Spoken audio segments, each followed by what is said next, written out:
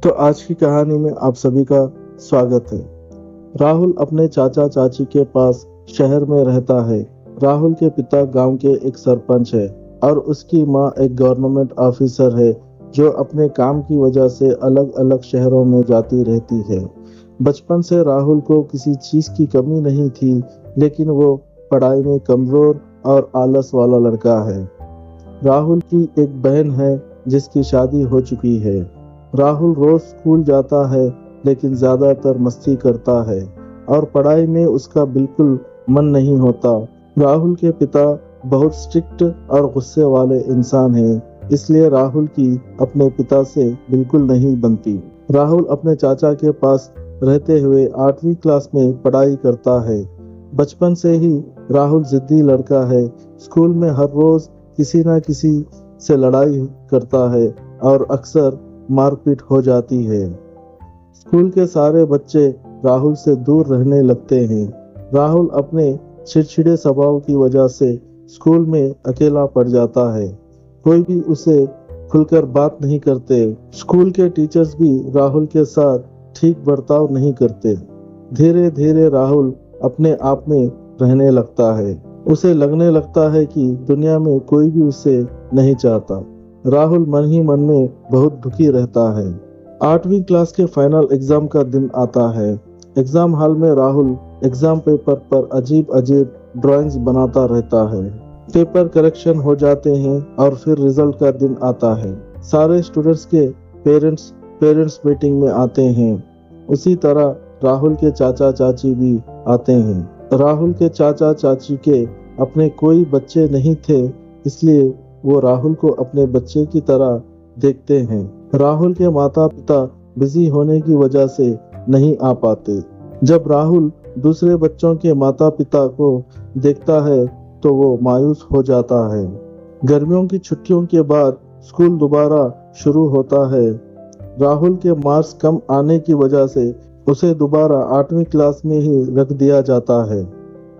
उसके साथ के बच्चे राहुल को चिढ़ाने लगते हैं। इसे राहुल के स्वभाव में और भी चिढ़ापन आता है। इसी दौरान स्कूल के पुराने सोशल टीचर की जगह एक नया टीचर आता है जिसका नाम विनय होता है। शुरू में विनय को भी राहुल की हरकतें बिल्कुल पसंद नहीं आती। राहुल के दोबारा 8वीं क्लास में होने की वजह विनय प्रिंसिपल से पूछता है। विनय प्रिंसिपल से कहता है कि राहुल की वजह से नए 8वीं क्लास के बच्चों पर भी बुरा असर पड़ रहा है। वो राहुल को स्कूल से निकालने की बात करता है। प्रिंसिपल भी इस बात पर राजी हो जाता है। राहुल के माता पिता को बुलाया जाता है, लेकिन राहुल के माता पिता बिजी होने की वजह से उनकी जगह उसके चाचा चाची आते हैं। तब विनय प्रिंसिपल से कहता है कि ये एक बच्चे के भविष्य की बात है, इसलिए राहुल के माता पिता को आने के लिए 10 दिन का वक्त दिया जाए। प्रिंसिपल भी मान लेता है। 10 दिन बाद राहुल के पेरेंट्स प्रिंसिपल से मिलने आते हैं। प्रिंसिपल अपने अटेंडर से विनय को बुलाने को कहते हैं। उस वक्त विनय स्कूल के रिकॉर्ड रूम में कुछ ढूंढ रहा होता है। अचानक विनय की नजर राहुल के एग्जाम पेपर्स पे पड़ती है। विनय को राहुल के एग्जाम पेपर्स में कुछ अजीब ड्राइंग्स नजर आती है। विनय उन पेपर्स को गौर से देखने लगता है। तभी अटेंडर आकर विनय को बताता है कि प्रिंसिपल बुला रहे हैं। विनय प्रिंसिपल के ऑफिस पहुंचता है, जहां राहुल और उसके पेरेंट्स मौजूद होते हैं। लेकिन विनय सीधा प्रिंसिपल के पास जाकर उनके कान में कुछ कहता है। प्रिंसिपल राहुल के पेरेंट्स से कहते हैं कि हम राहुल को एक और मौका देना चाहेंगे। प्रिंसिपल सारे सब्जेक्ट टीचर्स को बुलाता है और राहुल के लिए नया क्वेश्चन पेपर बनाने की बात करता है। अगले दिन सारे टीचर्स अपने अपने सब्जेक्ट्स के क्वेश्चन पेपर बनाकर राहुल को एग्जाम के लिए देते हैं। एग्जाम खत्म होने के बाद सारे टीचर्स अपने सब्जेक्ट के पेपर्स चेक करके प्रिंसिपल को देते हैं। प्रिंसिपल जब सारे पेपर्स को चेक करता है तो सोशल सब्जेक्ट को छोड़कर बाकी सब में राहुल के मार्क्स बहुत कम होते हैं। प्रिंसिपल सारे टीचर्स को बुलाकर पूछता है कि ये क्या मामला है। तब विनय सब टीचर्स को करीब आने को कहता है और कहता है कि राहुल के आंसर्स को गौर से देखिए, लेकिन किसी को कुछ समझ नहीं आता। तब विनय बताता है कि सारे एग्जाम पेपर्स में कई जगह ड्राइंग्स बनाई हुई है। राहुल ने कई आंसर्स ड्राइंग्स के रूप में दिए हैं। विनय कहता है कि हर बच्चे की समझ अलग अलग होती है।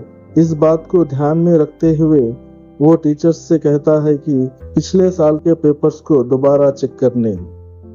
जब टीचर्स दोबारा पेपर्स को चेक करते हैं तो राहुल के मार्क्स बहुत अच्छे आते हैं और उस हिसाब से राहुल स्कूल का टॉपर बन जाता है।